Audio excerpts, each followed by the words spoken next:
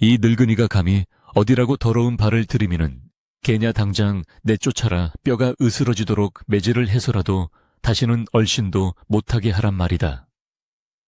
날카로운 비명 같은 고함이 차가운 겨울 허공을 찢어 발겼고 곧이어 둔탁한 타격음이 연달아 터져 나왔다.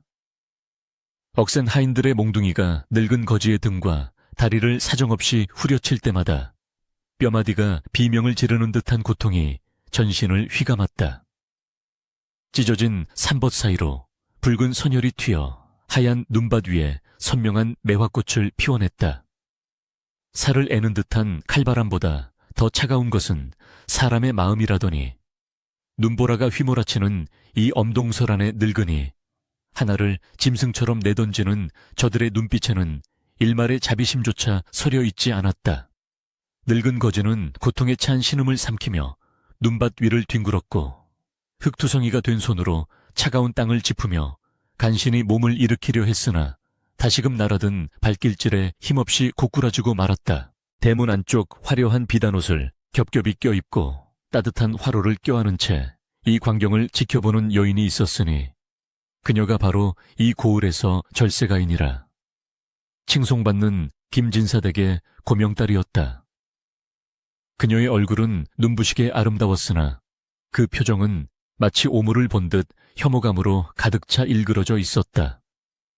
아가씨, 이 늙은이가 배가 고파 정신을 잃을 지경이라며 밥 한 술만 달라고 사정을 하기에 하인 하나가 주저하며 말을 꺼내려 하자 그녀는 싸늘한 눈초리로 말을 잘랐다. 시끄럽다. 내일이 무슨 날인지 모르느냐. 최 대감댁 도련님과 혼담이 오가는 중차대한 시기에 집안에 저런 재수 없는 거렁뱅이를 들여 부정을 타게 할 셈이냐.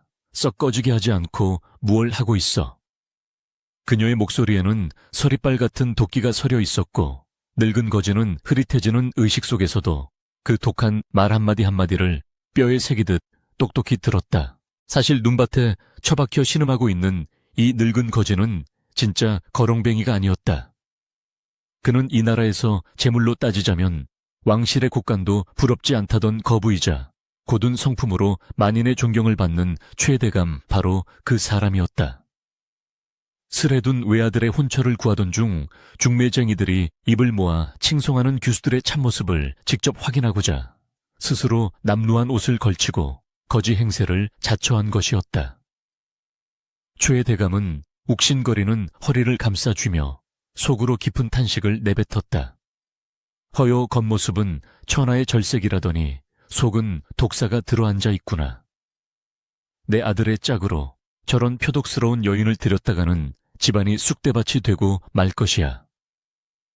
겉만 번지르르한 김진사 댁의 대문이 쾅 하고 닫히자 거대한 절망감이 눈보라와 함께 그를 덮쳤다. 최 대감은 떨리는 다리에 힘을 주어 간신히 일어섰다.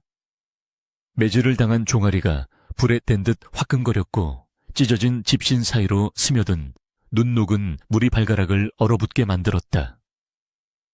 그러나 육신의 고통보다 더 그를 괴롭히는 것은 인간에 대한 회의감이었다. 오늘 하루만 해도 벌써 3군데의 대가집을 돌았으나 결과는 매한 가지였다.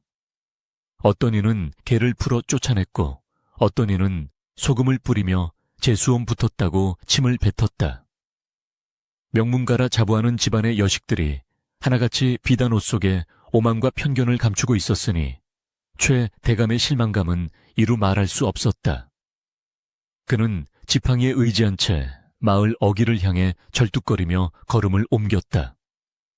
휘몰아치는 눈보라 속에서 그의 뒷모습은 한없이 작고 초라해 보였으나 그 눈빛만은 잃어버린 보석을 찾으려는 사람처럼 형형하게 빛나고 있었다. 마을의 중심가를 벗어나자 으리으리하던 기와집들은 자취를 감추고 쓰러져가는 초가집들이 옹기종기 모여있는 빈민촌이 나타났다. 해는 이미 서산마루에 걸려 붉은 노을을 토해내고 있었고 밥 짓는 연기가 모락모락 피어오르는 다른 집들과 달리 이곳의 풍경은 삭막하기 그지없었다. 바람이 불 때마다 앙상한 나뭇가지들이 기괴한 소리를 내며 울었고 구멍 뚫린 문풍지는 쉴 새 없이 파르르 떨었다.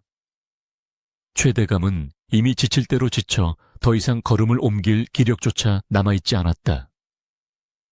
이제 그만 돌아갈까? 아니야, 아직 가보지 못한 곳이 있지 않은가? 그는 문득 중매쟁이가 스치듯 했던 말을 떠올렸다. 몰락한 양반가의 딸이 하나 있는데 가난하지만 효심이 지극하고 품행이 단정하다는 이야기였다.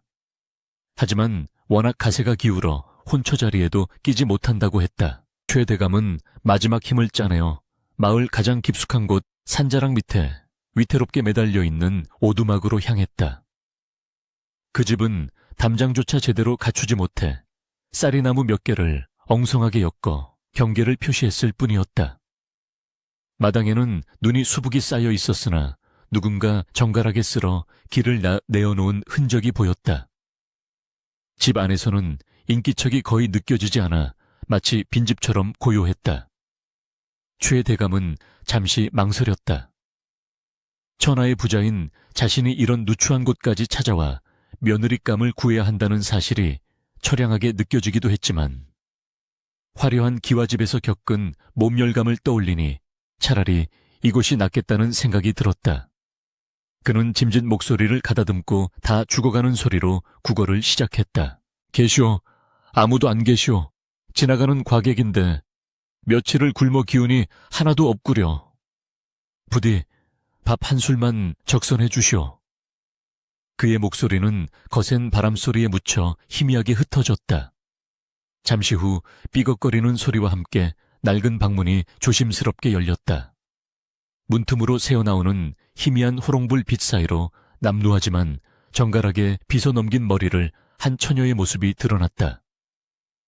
그녀의 옷은 여기저기 기운 자국이 역력한 무명천이었으나 맑고 투명한 눈동자만은 어둠 속에서도 별처럼 빛나고 있었다.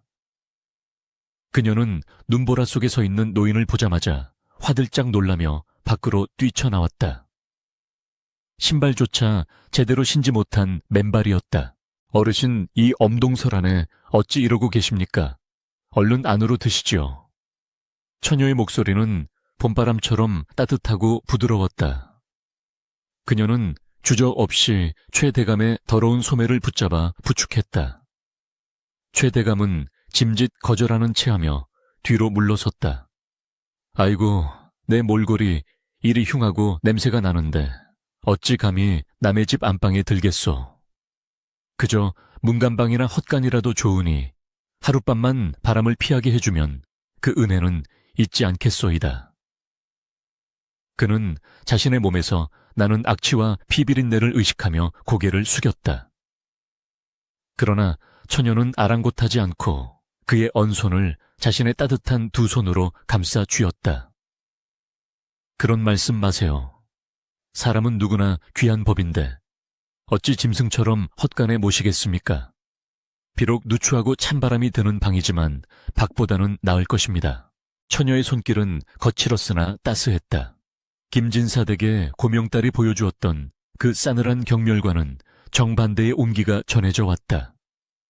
최 대감은 못 이기는 척 그녀의 부축을 받아 방 안으로 들어섰다. 방 안은 생각보다 훨씬 좁고 초라했다. 세간살이라고는 낡은 반다디 하나와 서책 몇 권, 그리고 구석에 놓인 물레가 전부였다. 방바닥은 냉골이나 다름없어 발바닥이 시려울 정도였지만 처녀는 황급히 아랫목에 깔려있던 얇은 이불을 걷어 최 대감에게 자리를 권했다. 아버님께서는 서당의 아이들을 가르치러 가셔서 아직 돌아오지 않으셨습니다. 집안 꼴이 말이 아니라 대접할 것이 없어 죄송할 따름입니다. 그녀는 부끄러운 듯 고개를 숙였으나 그 태도에는 비굴함이 없었다. 최 대감은 짐짓 기침을 심하게 하며 주위를 둘러보았다. 콜록콜록 늙은이가 염치불구하고 신세를 지눈구려. 그런데 대개는 뗄감도 없는 모양이요. 방이 이리 차서야 그는 일부러 불평을 늘어놓으며 처녀의 반응을 살폈다. 보통 사람 같으면 얻어먹는 주제에 말이 많다고 타박을 하거나 난처한 기색을 보일 터였다. 그러나 처녀는 당황한 기색 없이 오히려 안타까운 표정으로 대답했다.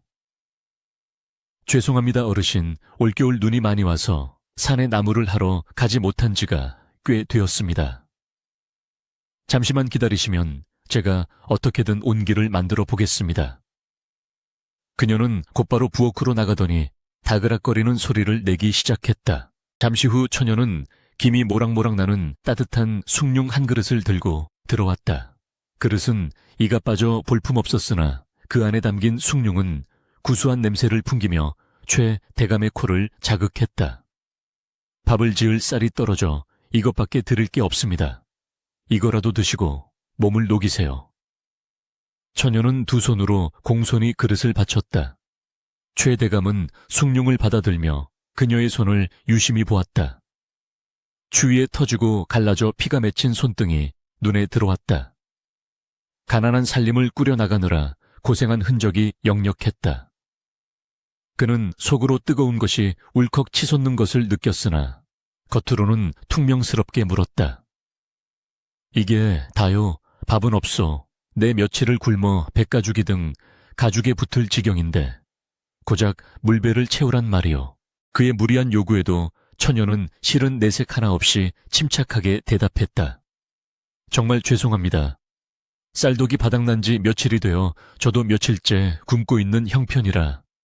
하지만 어르신께서 시장하시다니 제가 총에 가서라도 곡식을 좀 구워오겠습니다.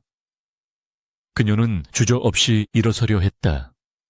밖은 이미 칠흑 같은 어둠이 깔렸고 눈보라는 더욱 거세지고 있었다. 이 밤중에 젊은 처녀가 곡식을 빌리러 나간다는 것은 위험천만한 일이었다. 최 대감은 황급히 그녀를 만류했다. 아니오 되었소. 밖이 험한데 객기 부리지 말고 앉으시오. 내 이 숭늉으로도 족하오. 그는 숭늉을 단숨에 들이켰다. 뜨거운 기운이 식도를 타고 내려가 얼어붙은 내장을 녹여주었다. 그것은 단순한 숭늉이 아니었다. 굶주린 자신을 위해 기꺼이 내어준 그녀의 생명과도 같은 양식이었다. 그때였다. 최 대감이 덮고 있던 이불자락 사이로 피 냄새가 풍겼는지 처녀의 시선이 그의 다리에 머물렀다. 찢어진 바지 사이로 드러난 종아리는 피와 고름이 엉겨붙어 참혹한 꼴이었다. 처녀는 소스라치게 놀라며 물었다. 어르신 다리에 상처가 어쩌다 이렇게 다치셨습니까? 최 대감은 대수롭지 않다는 듯 손을 저었다. 별것 아니오. 오다가 넘어져서 좀 까진 것뿐이니 신경 쓰지 마시오. 그러나 처녀는 단호하게 고개를 저었다. 이대로 두면 덧나서 큰일이 납니다. 잠시만 계셔요. 그녀는 방구석에 있던 낡은 장롱을 뒤지기 시작했다. 하지만 약은커녕 변변한 천조각 하나 나올 리 만무했다. 잠시 망설이던 처녀는 갑자기 뒤로 돌아서더니 자신이 입고 있던 치마의 속단을 과감하게 찢어냈다. 찌익 하는 소리가 정적을 깨고 울려 퍼졌다. 그녀는 찢어낸 하얀 무명천을 들고 최 대감에게 다가와 무릎을 꿇었다. 깨끗한 천이 없어 이것으로라도 감싸야겠습니다. 차가운 물로 씻으면 더 아프실 테니 제 입김으로라도 녹여서 닦아드리겠습니다. 그녀는 자신의 입김을 호호 불어가며 얼어붙은 상처 부위를 조심스럽게 닦아내기 시작했다. 따뜻한 숨결이 상처에 닿을 때마다 최 대감은 전율했다. 더럽고 추한 늙은 거지에게 자신의 속옷을 찢어 상처를 싸매주는 여인이라니. 이것은 단순히 착하다는 말로는 설명할 수 없는 고귀한 인격 그 자체였다. 최 대감은 그녀의 정수리를 내려다보며 생각에 잠겼다.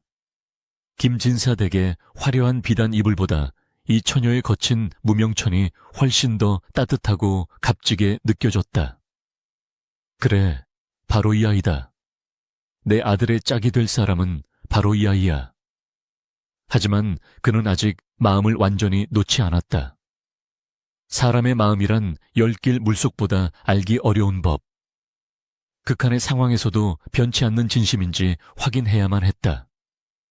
그는 끙끙 앓는 소리를 내며 바닥에 드러누웠다. 아이고 삭신이야. 열이 나는 것 같구려. 목이 너무 마르니 냉수 좀 떠다 주시오. 저 우물물 말고 산 중턱에 있는 약수터 물이 좋다고 하더이다. 이 밤중에 눈보라를 뚫고 산을 오르라는 말도 안 되는 주문이었다. 과연 이 처녀는 어떻게 할 것인가? 약수터 물이라 이 밤중에 이 눈보라를 뚫고 산을 오르란 말이오. 연화의 입술이 파르르 떨렸다.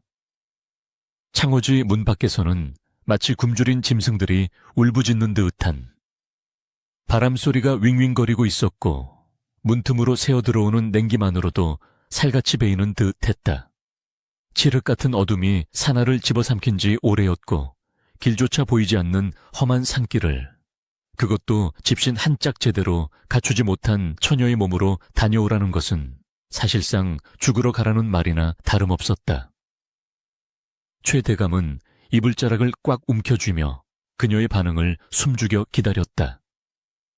그래, 이건 무리다. 욕을 하고 나가라고 해도 할 말이 없는 게지. 썩 꺼지라고 소리쳐라.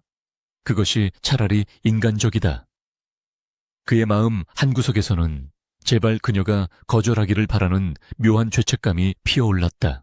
그러나 연화의 눈동자에서 일렁이던 망설임은 찰나에 불과했다. 그녀는 조용히 자리에서 일어나 온매무새를 다듬으며 단호한 목소리로 말했다. 어르신께서 그토록 원하시니 제가 다녀오겠습니다. 열이 나고 갈증이 심할 때는 약수만 한 것이 없지요. 조금만 기다리시면 속이 뻥 뚫릴 만큼 시원한 물을 떠오겠습니다. 그녀의 얼굴에는 원망이나 짜증 대신 아픈 아버지를 걱정하는 딸의 애틋함만이 서려 있었다. 최 대감은 순간 말문이 막혀 멍하니 그녀를 바라보았다. 아니 낭자, 정말 갈세미오 밖은 한 치 앞도 보이지 않소. 그가 당황하여 만류하려 했으나 연화는 이미 부엌에서 낡은 물동이를 챙겨 들고 있었다. 걱정 마세요. 저는 이 산골에서 나고 자라 눈 감고도 길을 찾습니다. 금방 다녀올 테니 입을 꼭 덮고 계셔요. 끼익하는 소리와 함께 방문이 열리자 거세게 몰아치는 눈보라가 방 안으로 들이닥쳐 호롱불을 위태롭게 흔들었다. 연화의 가냘픈 뒷모습이 어둠 속으로 사라지자마자 문은 다시 닫혔고 방 안에는 무거운 정막만이 감돌았다.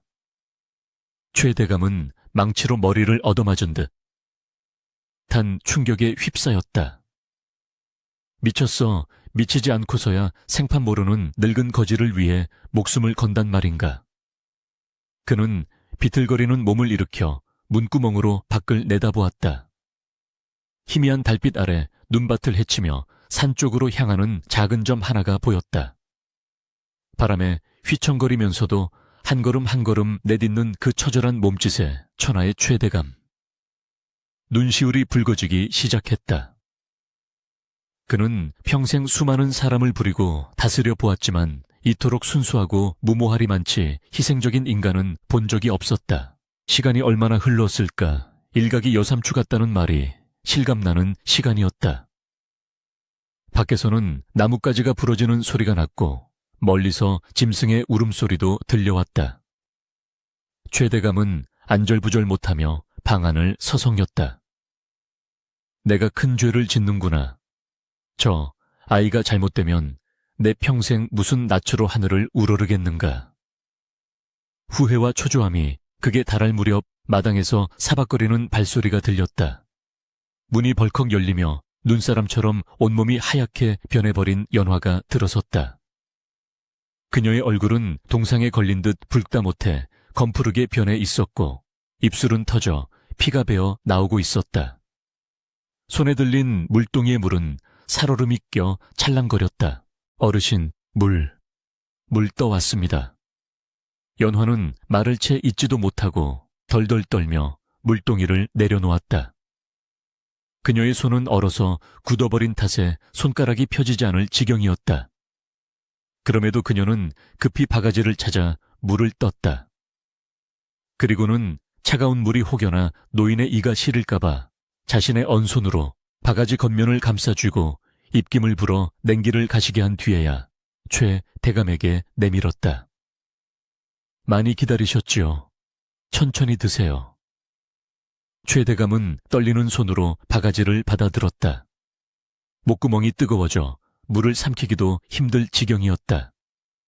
그는 물을 마시는 척하며 소매로 눈물을 훔쳤다. 이 물은 단순한 약수가 아니라 이 처녀의 피와 땀 그리고 고결한 영혼이 담긴 생명수였다. 물을 비우고 난 최 대감은 짐짓 트림을 크게 하며 바가지를 내려놓았다. 이제 그만할 법도 하건만 그는 잔인하게도 마지막 시험을 강행하기로 마음먹었다. 이 정도의 인품을 가진 아이라면 내 아들의 배필로서 부족함이 없는 것을 넘어 과분하다. 하지만 가난이 죄라 혹여나 재물에 대한 욕심이 남아있는지 확인해야만 했다. 끄엉 물을 마시니 좀 살 것 같구려. 헌데 물배를 채우니 이제는 헛배가 불러 뱃속이 요동을 치는구만. 이보시오 낭자. 아까는 없다고 했지만 혹시 쌀독바닥이라도 긁으면 밥 한 공기 지을 쌀은 나오지 않겠소. 내 평생 소원이 죽기 전에 흰 쌀밥에 김치 한 조각 얹어 먹는 것이오. 연화의 표정이 곤혹스럽게 일그러졌다. 방금 목숨을 걸고 물을 떠왔는데 이번에는 쌀밥이라니. 그것도 며칠을 굶은 사람 앞에서 흰 쌀밥 타령을 하는 노인의 뻔뻔함은 도를 넘어서고 있었다. 연화는 고개를 떨구고 아래 십수를 꽉 깨물었다. 그녀의 집 형편에 흰 쌀은 구경한 지가 반년이 넘었다. 그러나 그녀는 곧 결심한 듯 고개를 들었다. 어르신, 잠시만 기다리셔요. 그녀는 방구석에 놓인 낡은 반다디 깊숙한 곳을 뒤적이기 시작했다. 한참을 달그락거리더니 색동 주머니 하나를 조심스럽게 꺼냈다. 그것은 그녀가 돌아가신 어머니 제사상에 올리기 위해 삭바느질을 하며 한 줌 두 줌 모아둔 피눈물 같은 햅쌀이었다. 연화는 주머니를 들고 부엌으로 나갔다. 쌀 씻는 소리가 조그맣게 들려왔다. 최 대감은 벽에 귀를 대고 그 소리를 들었다. 저 아이가 숨겨둔 비상식량을 꺼냈구나. 제사상에 올릴 쌀을 생면부지의 거지에게 내어주다니. 잠시 후 구수한 밥 냄새가 방 안가득 퍼지기 시작했다. 며칠을 굶은 연화에게 그 냄새는 고문과도 같았으리라. 꼬르륵거리는 소리가 부엌에서부터 들려왔지만 그녀는 묵묵히 부채질을 하며 불을 조절할 뿐이었다. 마침내 그녀는 김이 모락모락 나는 고봉밥과 묵은지 한 접시를 소반에 받쳐들고 들어왔다. 윤기가 흐르는 하얀 쌀밥은 어두운 방 안을 환하게 비추는 듯 했다. 차린 것은 없지만 시장하실 테니 어서 드세요. 연화가 밥상을 내려놓으며 권했다. 최 대감은 숟가락을 들고 허겁지겁 밥을 퍼먹기 시작했다. 일부러 밥풀을 흘리고 쩝쩝거리며 교양 없이 먹어치웠다. 밥이 좀 질구만. 뜸을 덜 들였어. 김치는 또 왜 이리시어 터졌노? 그는 불평을 쏟아내면서도 밥그릇을 싹싹 비웠다. 연화는 그 모습을 바라보며 마른 침을 삼켰으나 얼굴에는 흐뭇한 미소를 띠고 있었다. 죄송합니다. 솜씨가 부족하여 입맛에 맞지 않으셨나 봅니다. 그래도 다 드셔주시니 감사합니다. 그녀는 자신이 굶고 있다는 사실은 내색조차 하지 않은 채 빈 그릇을 치우며 물 한 사발을 더 떠다 놓았다. 배를 채운 최 대감은 이제 배가 부르니 등이 따뜻해야겠다는 핑계를 대기 시작했다. 아이고 배가 부르니 졸음이 쏟아지는구려. 헌데 이 방 운목은 황소바람이 들어 추워 못 자겠소. 낭자 염치 없지만 저 아랫목 자리를 내게 내어줄 수 있겠소. 내 늙어서 뼈마디가 시려 찬 곳에서는 잠을 못 잔다오. 그가 가리킨 아랫목은 방 안에서 유일하게 온기가 남아있는 명당 자리였다. 연화 자신이 덮고 자야 할 자리였고 곧 돌아오실 아버지를 위해 남겨둔 자리이기도 했다. 그러나 연화는 일말의 망설임도 없이 이불을 걷어 아랫목을 닦았다. 그리하시지요. 어르신께서 편히 주무셔야 몸이 빨리 낫습니다. 저는 저쪽 운목에서 자면 되니 걱정 마세요. 연화는 최 대감을 아랫목에 눕히고 얇은 이불을 꼼꼼히 덮어주었다. 그리고 자신은 냉기가 들이닥치는 문가 쪽으로 가서 웅크리고 앉았다.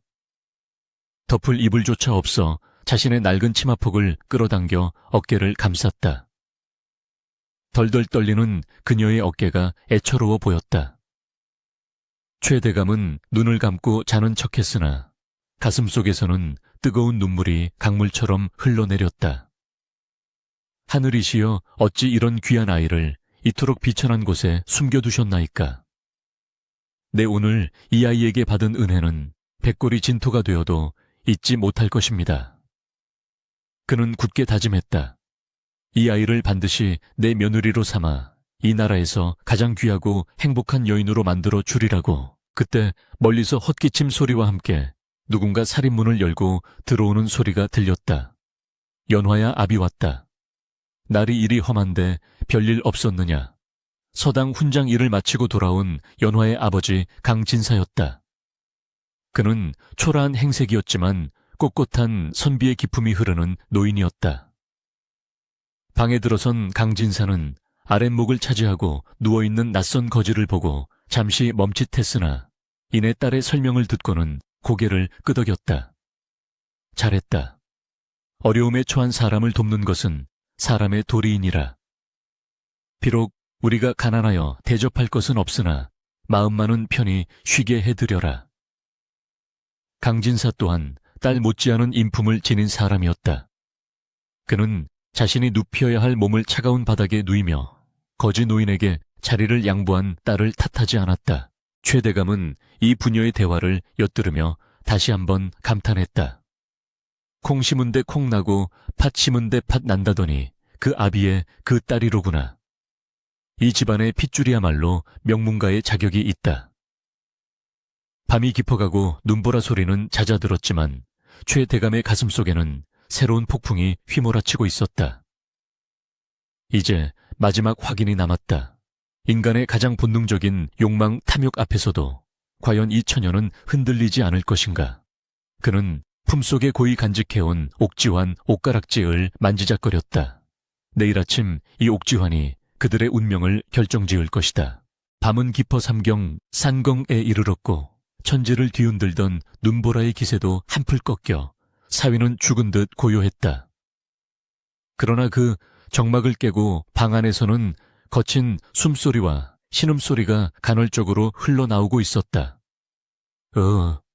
춥다. 춥고 아프구나. 최 대감은 짐짓 이를 딱딱 부딪히며 오한이 든 신용을 했다. 그의 연기는 10년 묵은 광대조차 울고 갈 만큼 실감났다. 사실 따뜻한 아랫목을 차지하고 누웠으니 잠이 올 법도 했으만 그는 뜬 눈으로 밤을 지새우며 연화의 동태를 살피고 있었다. 윗목 냉기가 그대로 올라오는 차가운 바닥에 웅크리고 누운 연화는 노인의 신음소리가 들릴 때마다 벌떡 일어나 그의 이마를 짚고 팔다리를 주물렀다. 어르신, 열이 불덩이 같습니다. 이를 어찌하면 좋습니까? 연화의 목소리에는 물기 어린 걱정이 가득했다. 그녀는 자신의 겉옷마저 벗어 노인의 몸 위에 덮어주었다. 정작 자신은 얇은 저고리 하나만 걸친 채 오들오들 떨고 있으면서도 행여나 노인이 깰까봐 숨소리조차 조심하고 있었다. 최 대감은 실눈을 뜨고 그녀의 모습을 훔쳐보았다. 달빛이 문창호지를 뚫고 들어와 그녀의 헬쑥한 얼굴을 비추었다. 그녀는 잠시 고민하는 듯하더니 벽에 걸린 낡은 가위를 바라보았다. 그리고는 자신의 길고 풍성한 머리카락을 만지작거렸다. 내일 날이 밝는 대로 읍내 장터에 나가 이 머리카락이라도 잘라 팔아야겠다. 그래야 약 한 첩이라도 지어드릴 수 있을 테니. 그녀의 결심 어린 독백이 최 대감의 귀에 쟁쟁하게 울렸다. 부모도 아닌 길 가다 만난 거지를 위해 신체 발부 셴티파후를 훼손하려 하다니 이는 효샤오를 넘어선 성인 샹린의 경지였다. 새벽 달기 회를 치고 동창이 밝아올 무렵 최 대감은 자리에서 일어났다. 밤새 한숨도 못 잔 연화는 그제야 깜빡 잠이 들어 문가에 머리를 기대고 꾸벅거리고 있었다. 최 대감은 조심스럽게 몸을 일으켰다. 이제 마지막 시험을 치를 시간이었다. 그는 품속 깊은 곳에 감춰두었던 비단 주머니를 꺼냈다. 그 안에는 가문의 갑오이자 왕실에서 하사받았던 귀하디귀한 옥지환, 유치환이 들어있었다. 옥의 빛깔이 빛이보다 푸르고 영롱하여 웬만한 기와집 몇 채 값은 좋게 나가는 물건이었다. 그는 잠시 망설이다가 연화가 덮고 있던 낡은 이불 귀퉁이 밑 지프로 엮은 자리 틈새에 옥지환을 툭 떨어뜨렸다. 반지는 소리 없이 지푸라기 속에 파묻혔다. 이것을 보고도 욕심을 내지 않는다면 너는 사람이 아니라 하늘이 내린 선녀일 게다. 초의 대감은 복잡한 심경을 뒤로하고 헛기침을 하며 문을 열었다. 찬바람이 들이닥치자 연화가 화들짝 놀라 눈을 떴다. 어르신 벌써 일어나셨습니까? 몸은 좀 어떠신지요?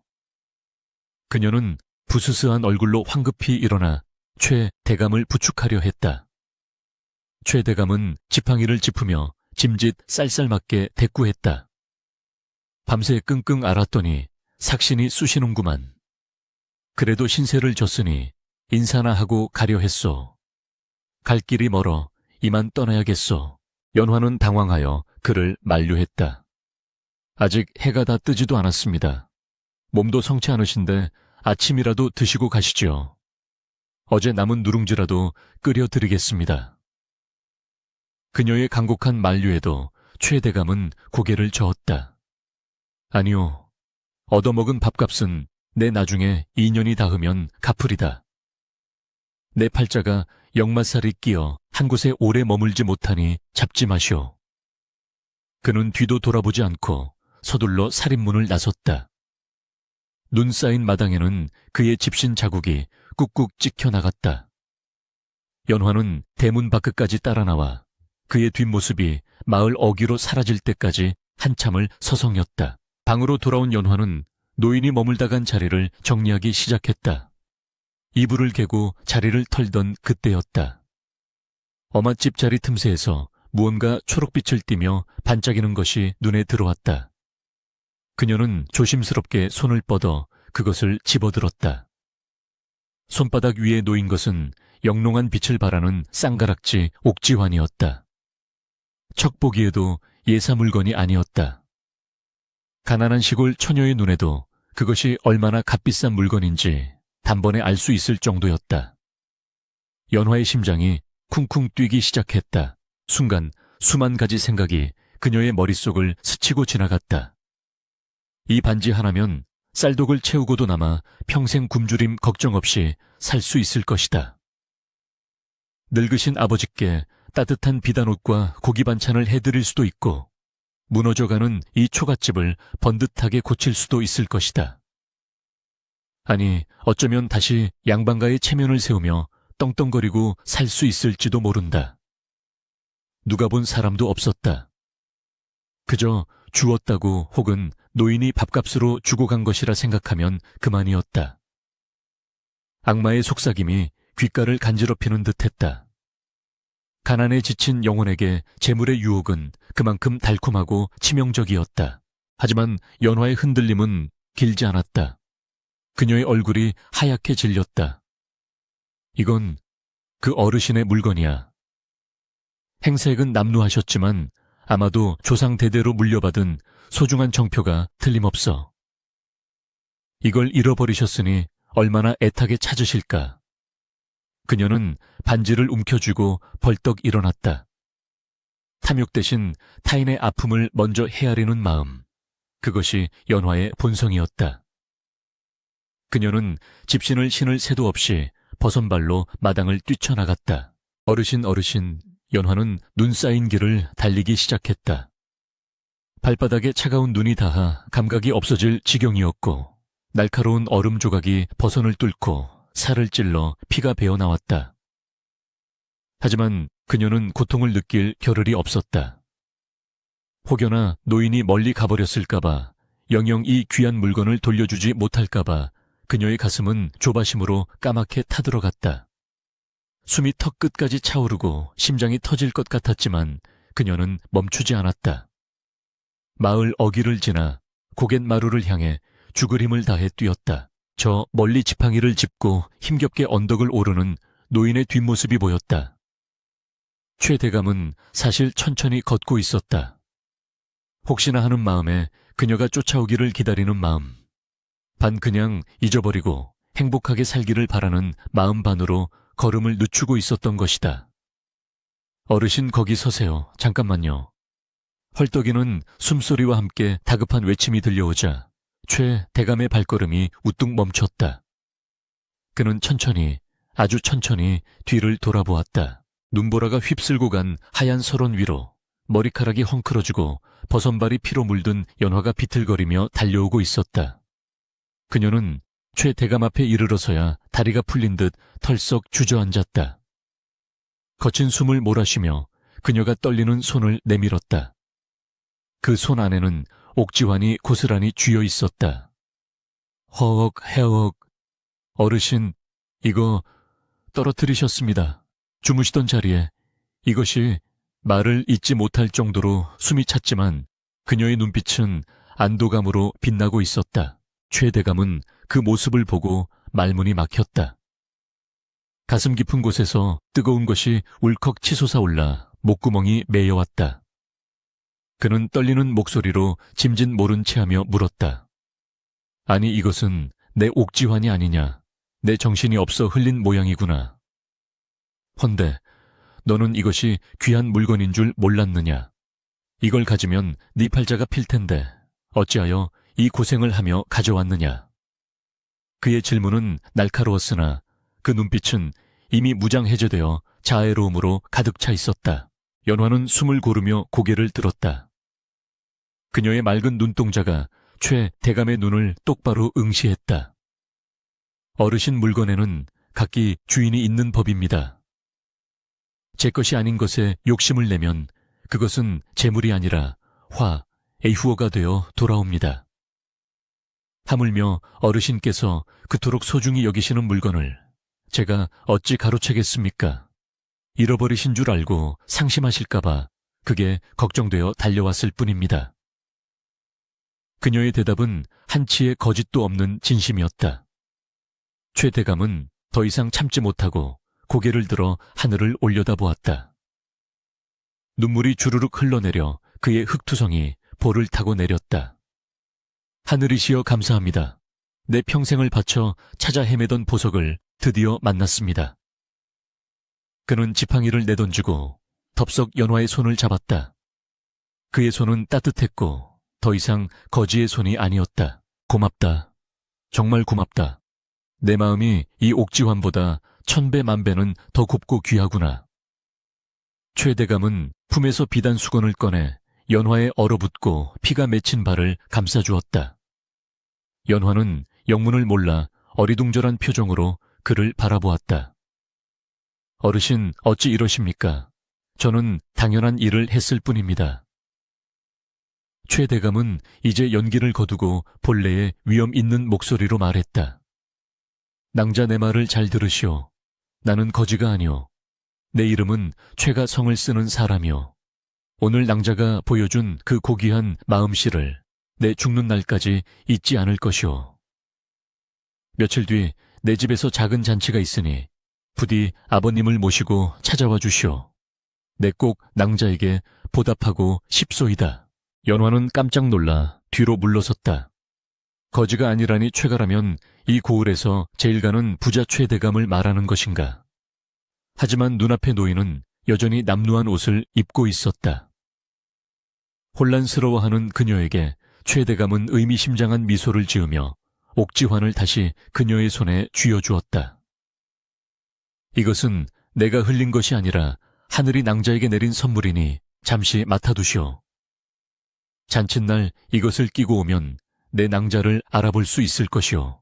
말을 마친 최 대감은 멍하니 서 있는 연화를 뒤로하고 이번에는 호탕한 웃음소리를 내며 눈길을 걸어 내려갔다. 그의 발걸음은 올 때와 달리 깃털처럼 가벼웠다. 멀어지는 노인의 뒷모습을 바라보며 연화는 손에 쥐인 옥지환을 가슴에 품었다. 차가운 옷가락지에서 이상하리 많지 따뜻한 온기가 전해져 왔다. 그것은 단순한 반지가 아니라 다가올 거대한 운명의 서막을 알리는 신호탄이었다. 닷새 뒤 최대감의 저택은 아침부터 북새통을 이루었다.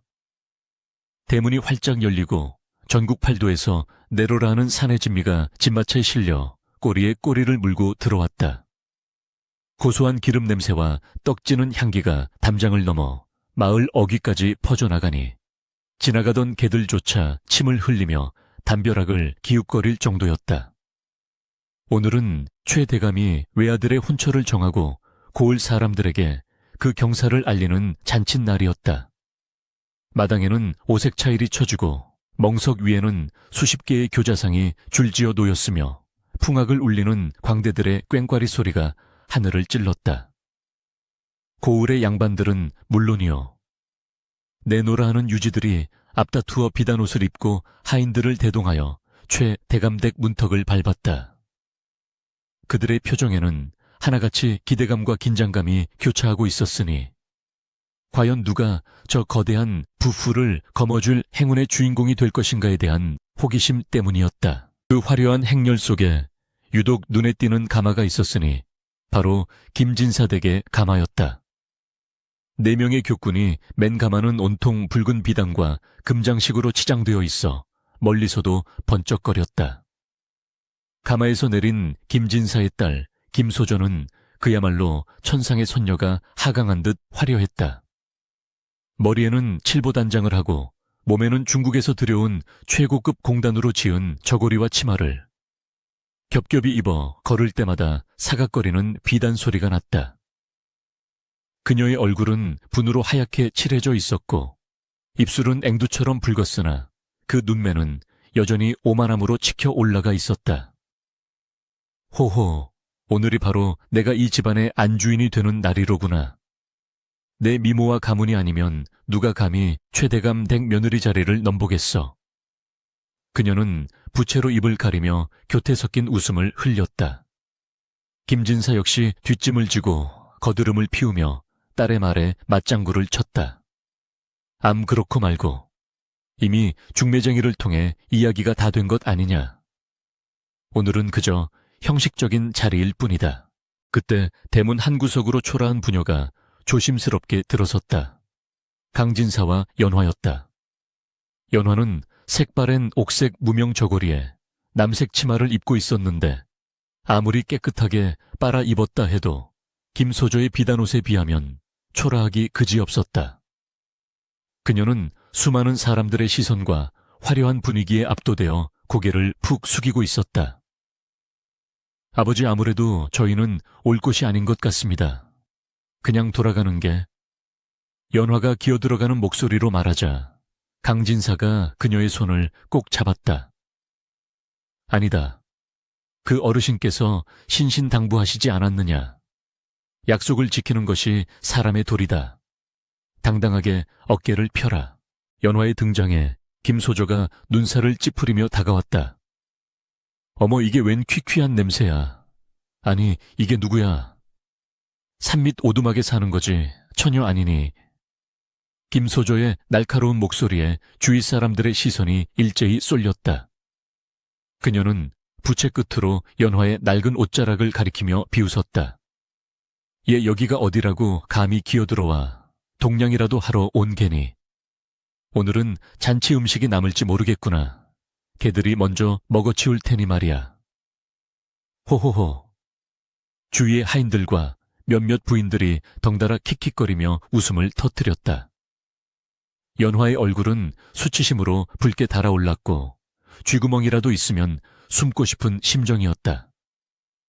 그러나 그녀는 품속에 감춰둔 옥지환을 만지며 마음을 다잡았다.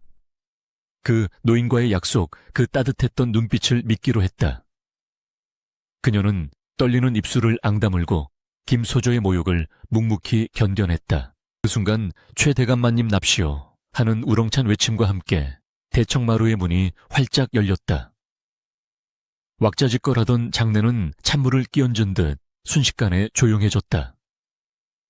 모든 이들의 시선이 대청마루로 집중되었다. 그곳에는 위풍당당한 풍채의 노인이 서 있었다. 머리에는 정자관을 쓰고 몸에는 학이 수놓아진 푸른 도포를 입었으며 허리에는 붉은 술띠를 두른 모습이 영락없는 고관대작의 위엄을 뽐내고 있었다. 며칠 전 눈보라 속에서 떨던 거지 노인의 모습은 온데간데 없었다. 그러나 그 형형한 눈빛만은 그대로였다. 그가 바로 최 대감이었다. 옆에는 훤칠한 키에 준수한 용모를 지닌 그의 아들이 공손히 시립해 있었다. 최 대감은 좌중을 천천히 둘러보았다. 그의 시선이 김진사 부녀에게 머물렀을 때 김소조는 짐짓 교태를 부리며 눈웃음을 쳤다. 하지만 최 대감의 눈길은 차갑게 스쳐 지나가 구석에 서 있는 연화에게로 향했다. 연화와 눈이 마주치자 그의 입가에 희미한 미소가 번졌다. 최 대감은 헛기침을 한 번 하고는 쩌렁쩌렁한 목소리로 입을 열었다. 귀한 손님들을 모셔놓고 내 부끄러운 이야기를 하나 할까 하오. 며칠 전 내가 세상 구경을 좀 하느라 남루한 옷을 입고 거지 행세를 하며 이 마을을 돌아다닌 적이 있어. 좌중이 술렁거렸다. 천하의 최 대감이 거지 행세를 했다니 김소조의 얼굴색이 묘하게 변하기 시작했다. 불안한 기운이 등골을 타고 올랐다. 최 대감은 아랑곳하지 않고 이야기를 이어갔다. 눈보라가 몰아치던 날이었어. 배가 고파 어느 기와집 대문을 두드렸지. 밥 한 술만 달라고 사정했어. 헌데 그 집 하인들이 몽둥이를 들고 나와 이 늙은이의 등짝을 후려치고 눈밭에 내동댕이 치더이다. 그리고 그 집 따님이라는 처자는 비단 옷을 입고 서서 재수 없으니 썩거지라고 소금을 뿌리라고 악담을 퍼붓더군요. 최 대감의 목소리가 점점 높아졌다.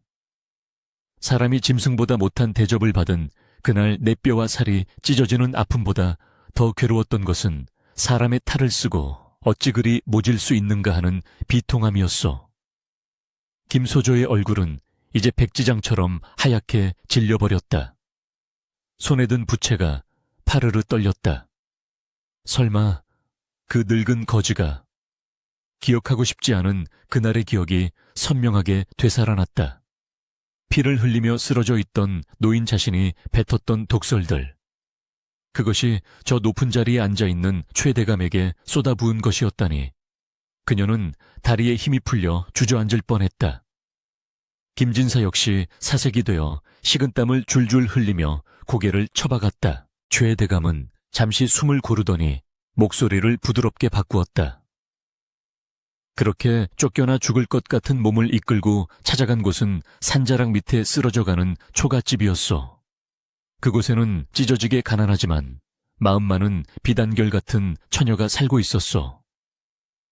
쌀독이 비어 며칠을 굶었으면서도 이 늙은이에게 마지막 남은 숭늉을 내어주고 자신의 속옷을 찢어 상처를 싸매주더이다. 심지어 춥다고 하니 아랫목을 내어주고 자신은 찬바람 부는 문가에서 밤을 지새웠어. 장내에는 숙연한 침묵이 흘렀다. 몇몇 부인들은 옷소매로 눈물을 훔치기도 했다. 최 대감의 눈시울도 붉어졌다. 그뿐만이 아니오. 내 짐짓 옥지환을 떨어뜨리고 왔는데 그 처녀는 그 값비싼 보물을 보고도 눈 하나 깜짝하지 않고 잃어버린 주인이 애타게 찾을까봐 맨발로 눈길을 달려와 돌려주었어. 자, 여러분께 묻겠어. 비단 옷을 입고 독사 같은 마음을 품은 자와 무명 옷을 입었으나 보살 같은 마음을 지닌 자, 과연 누가 진정한 명문가의 며느리 자격이 있겠소? 좌중의 시선이 자연스럽게 김소조와 연화에게로 번갈아 쏠렸다. 김소조는 수치심과 공포에 질려 고개를 들 수 없었다. 쥐구멍이 있다면 당장이라도 숨고 싶은 심정이었다. 주위에 수군거림이 비수처럼 꽂혔다. 어머, 김진사, 댁딸이 그랬단 말이야. 세상에 얼굴만 예쁘면 뭐해 속이 저렇게 검은데. 비난의 화살이 쏟아졌다. 최대감은 자리에서 일어나 뚜벅뚜벅 걸어 내려왔다. 그의 발걸음이 향한 곳은 당연히 김소조가 아니었다. 그는 연화 앞에 멈춰 섰다. 연화는 너무 놀라 몸을 바들바들 떨고 있었다.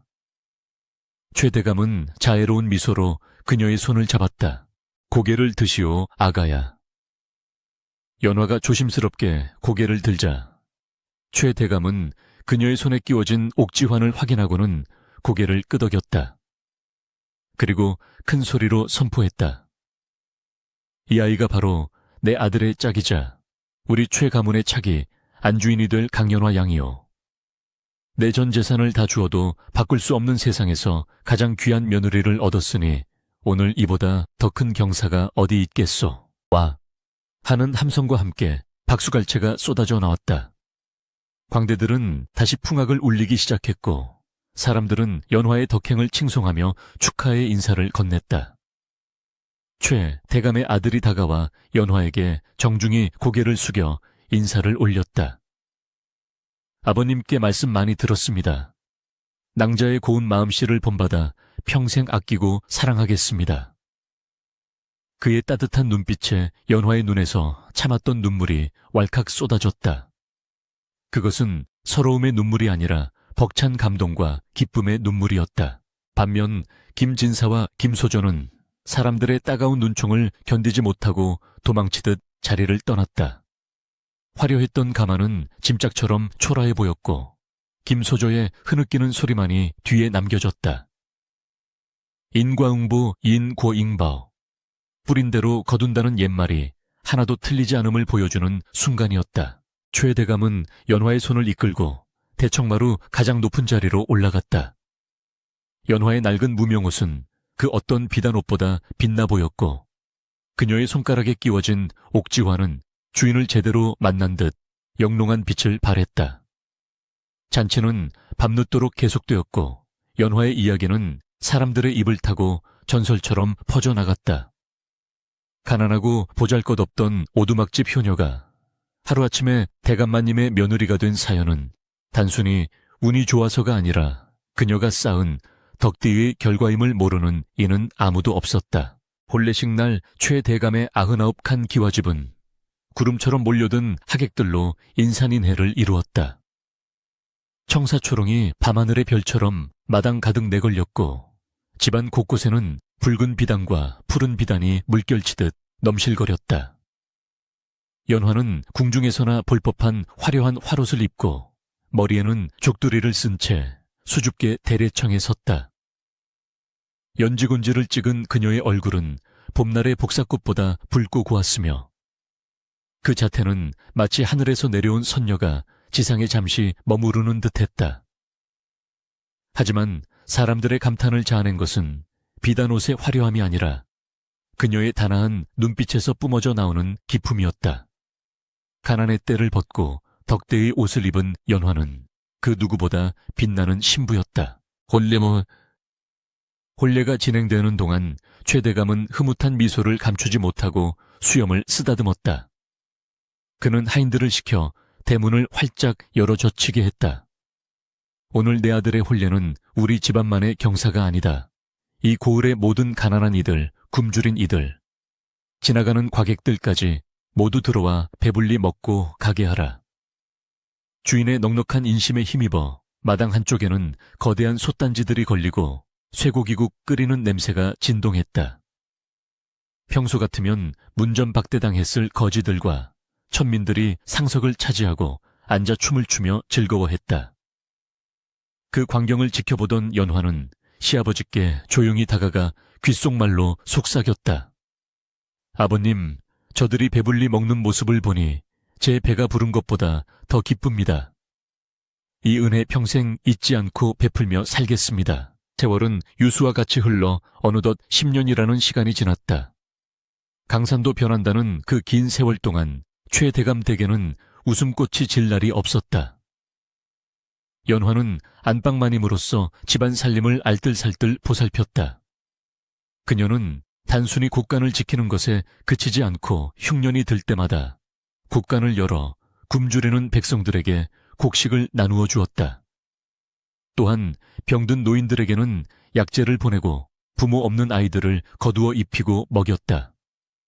사람들은 그녀를 살아있는 관세음보살이라 칭송했으며 최 대감댁 앞을 지나갈 때면 누구나 옷깃을 여미고 경의를 표했다.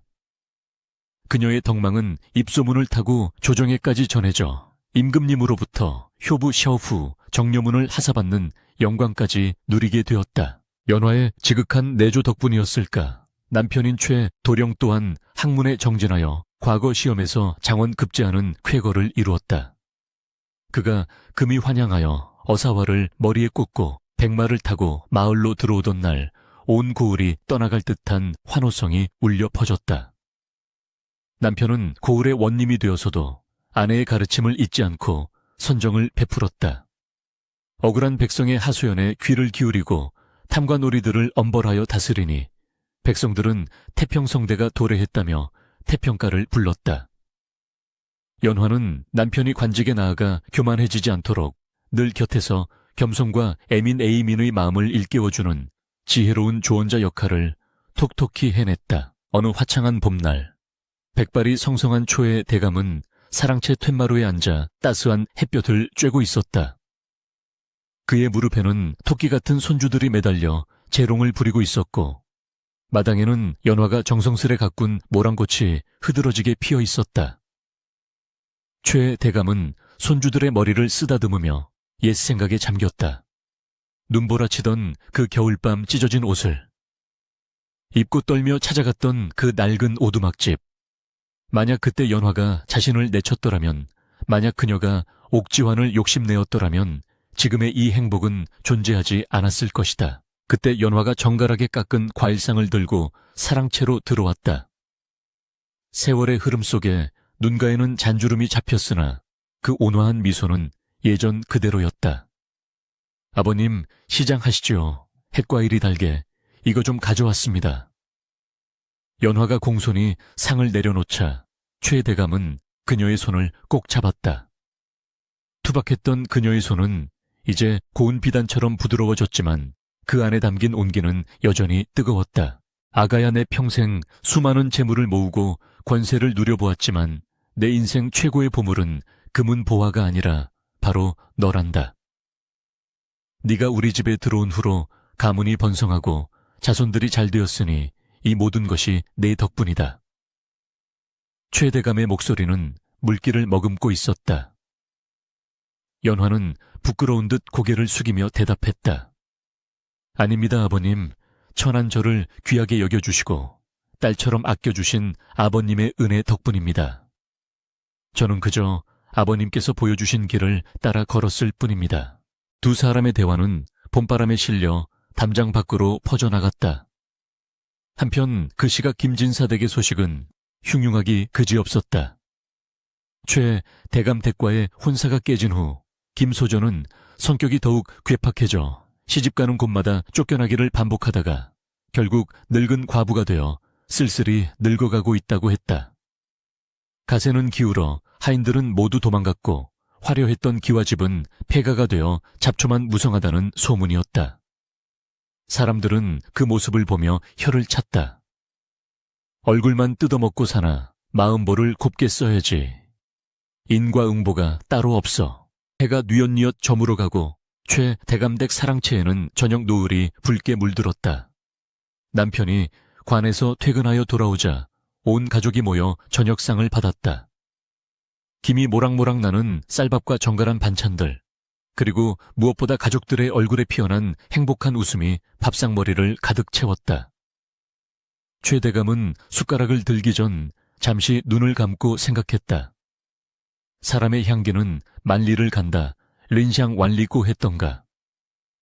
꽃의 향기는 바람을 타고 흩어지지만 덕 있는 사람의 향기는 세월을 넘어 영원히 남는 법이로구나. 이야기는 여기서 끝을 맺는다. 겉모습으로 사람을 판단하고 재물로 가치를 매기는 세태는 예나 지금이나 변함이 없으나 진정한 가치는 눈에 보이지 않는 마음에 있다는 진리는 변치 않는다.